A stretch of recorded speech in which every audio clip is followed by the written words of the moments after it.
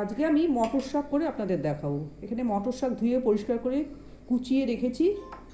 এখানে কালো জিরে রেখেছি, কড়াইশুঁটি রেখেছি আর কাঁচা লঙ্কা চিড়ে রেখেছি। এরপর আমি রান্নাটা শুরু করব।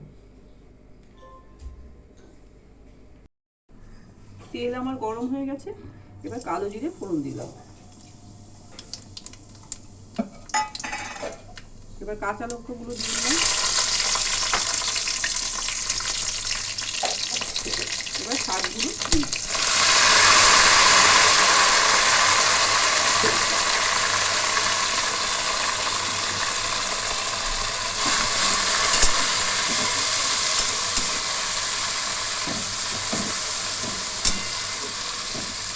কড়াইশুঁটিও দিয়ে দিলাম।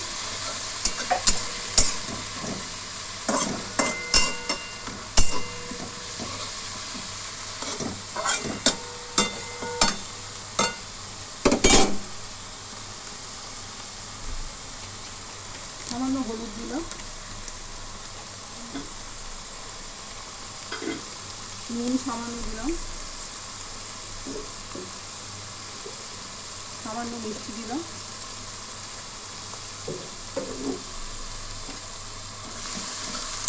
এবার আমি চাপা দিয়ে রেখে দেবো। শাকের থেকে জল বেরোয়, এই শাকই এই জলেই শাকটা সেদ্ধ হয়ে যাবে।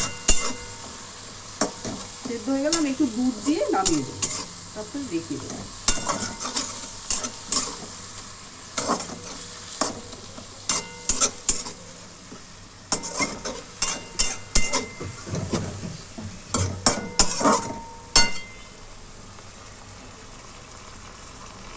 এবার আমি চাপা দিয়ে দিলাম।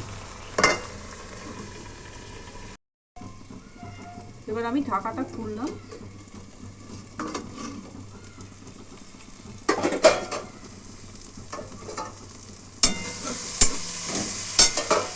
এবার সামান্য দুধ দিয়ে আমি নামিয়ে দেবো।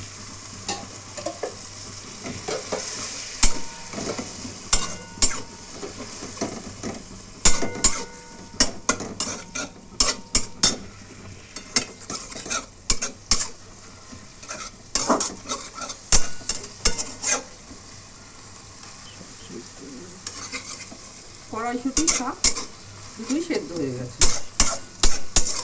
শাকের জলেই শাকটা সেদ্ধ হয়ে গেছে।